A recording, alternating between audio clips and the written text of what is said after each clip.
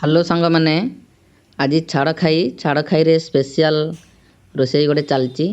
ମାଛ ସହିତ ଚିକେନ, ପିଆଜ କିଛି ରଖିଦେଲେ, ରସୁଣ ଅଦା ଆଳୁ କିଛି କାଟିକି ରଖିଦେଲେ, ତାପରେ କଡ଼େଇ ବସେଇଦେଲେ, ତେଲ ପକେଇଦେଲେ, ପିଆଜ କାଟିକି ଚୁନ ଚୁନ କରିଦେଲେ। ଦେଖନ୍ତୁ, ଆଳୁକୁ ଏଇନାକେ ତେଲରେ ଭାଜିଦେବା। ଭାଜିଦେଲେ ଆମେ ଟିକେ ଲାଲ ପଡ଼ିଗଲେ ଆମେ କାଢ଼ିଦେବା। ତେଲରେ ଭଜା ଯାଉଛି ଆଳୁକୁ। ଆଳୁ ଲାଲ ପଡ଼ିଗଲା। ଦେଖ ସାଙ୍ଗମାନେ, ଆଜି ଚିକେନ ଆଉ ମାଛ ଏକା ଥରକେ ହେବ ଛାଡ଼ ଖାଇରେ।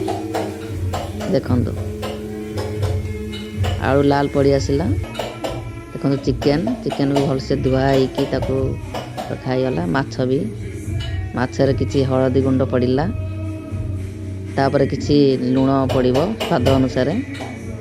ତାକୁ ଆମେ ମିକ୍ସ କରିଦେବା, ମିଶାଇଦେବା, ଗୋଳେଇଦେବା। ଦେଖନ୍ତୁ, ମାଛ ଆଉ ଚିକେନ ଏକା ଥରକେ ହେବ। ଗ୍ୟାସ୍ ବି ଖର୍ଚ୍ଚ ହେବ ନାହିଁ ବେଶୀ। ଆଳୁ ହେଇଗଲା, ଲାଲ ପଡ଼ିଗଲା। ଏପଟେ ଅଦା ରସୁଣ ପୁରା ହେମଦସ୍ତାରେ ପୁରା ଏକଦମ ମେଲ୍ଟ କରିକି ବନେଇଦେଲେ। ଆମେ ତେଲ ପକାଇଦେଲେ, ତେଲ ଗରମ କରିକି ମାଛକୁ ଆମେ ଛାଣିଦେବା। ମାଛକୁ ଆମେ ଛାଣିଲେ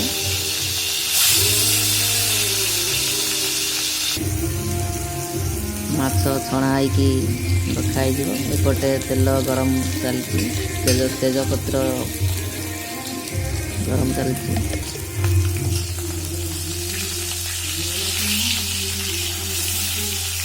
ମାଛ ଟିକେ ଲାଲ ପଡ଼ିଗଲେ ଆମେ କାଢ଼ିଦେବା। ଗୋଟେ ଅଲଗା ପ୍ରକାର ଟେଷ୍ଟ ଲାଗିବ। ଆଜି ମାଛ ସାଙ୍ଗେ ସାଙ୍ଗେ ଚିକେନ ଦୁଇଟାଙ୍କ ଆଟ୍ ଏ ଟାଇମ୍ ହେଉଛି।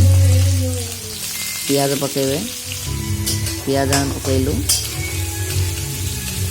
ପିଆଜକୁ ତେଲରେ ଟିକେ ଭାଜିଦେବା। ମାଛ ହେଇଗଲାଣି ପାଖାପାଖି 75-70 ହେଇଗଲାଣି ଆମର ମାଛ।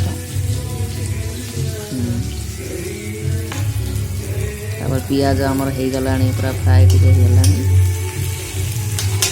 ଆଜି ଗୋଟେ ଅଲଗା ପ୍ରକାର ରୋଷେଇ ଚାଲିଛି। ତାପରେ ଅଦା ରସୁଣ ପେଷ୍ଟ ପକାଇଦେଲେ। ଆଜି ଛାଡ଼ ଖାଇ ଉପଲକ୍ଷେ ଗୋଟେ ମାଛ ଚିକେନ ପୁରା ଆଟ୍ ଏ ଟାଇମ୍ ଚାଲିଛି। ପୁରା ଗୋଟେ ମସଲାରେ ମାଛ ହେବ, ଚିକେନ ବି ହେବ। ଦେଖ, ଲଙ୍କା ଗୁଣ୍ଡ ପଡ଼ିଲା, ହଳଦୀ ଗୁଣ୍ଡ ପୂର୍ବରୁ ପଡ଼ିଛି। ସବୁ ଜିରା ପାଉଡ଼ର, ଧନିଆ ପାଉଡ଼ର, ଚିକେନ ମସଲା ସବୁ ଆମେ ପକାଇବା। ଜିରା ପାଉଡ଼ର ପଡ଼ିଲା। ସବୁ ପଡ଼ିଯାଉଛି ଏକାଥରକେ ଆମର ସବୁ ହେଇଯିବ। 40 ମିନିଟ୍ରେ ଚିକେନ ଥୁଆ। ବଢ଼ିଆ ଟେଷ୍ଟ ଲାଗିବ। ଟାଇମ୍ ଟେକିଂ କିଛି ନାହିଁ। କମ୍ ସମୟରେ ଦୁଇଟା ଆଇଟମ୍ ହେବ। ଖୁବ୍ କମ୍ ସମୟରେ ମାଛ ହେବ, ଚିକେନ ବି ହେବ। ଲୁଣ ପଡ଼ିଗଲା ସ୍ୱାଦ ଅନୁସାରେ। ଦେଖନ୍ତୁ, କିଛି ପାଣି ଦେଇଦେବା। କିଛି ପାଣି ଆମେ ଦେଇଦେଲେ ତାକୁ ଆଉ ଥରେ ଖଡ଼ିକାରେ ଫ୍ରାଏ କରିବା। ଆମ ପାଖରେ ବହୁତ ଟାଇମ୍ ବଞ୍ଚିଯିବ। ଦେଖ, ମାଛ ହେଇଗଲା ପୁରା ଏପଟେ ମସଲା ବି ହେଇଗଲା। ମସଲାକୁ କିଛି ସମୟ 15 ମିନିଟ୍ ଫ୍ରାଏ କରିଦେବା।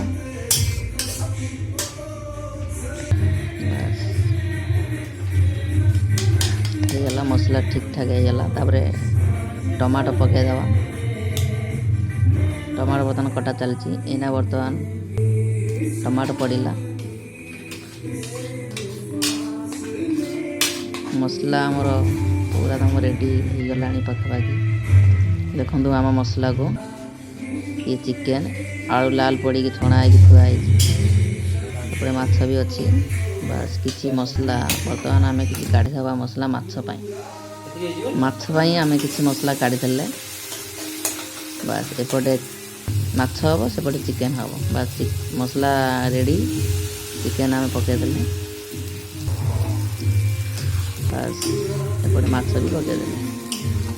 ଏକାଥରକେ ଦୁଇଟା ଆଇଟମ୍ ବାହାରିଲା, ମାଛ ସହିତ ଚିକେନ। ବାସ୍, ଗୋଟେ ମସଲାରେ ମାଛ ଚିକେନ ପୁରା ହେଇଗଲା। କିଛି ପାଣି ଦେଇଦେବା ଆମେ। ଏପଟେ ମାଛ ବି ତ ଆମର ଅଲରେଡ଼ି 5 ମିନିଟ୍ରେ ହେଇଯିବ।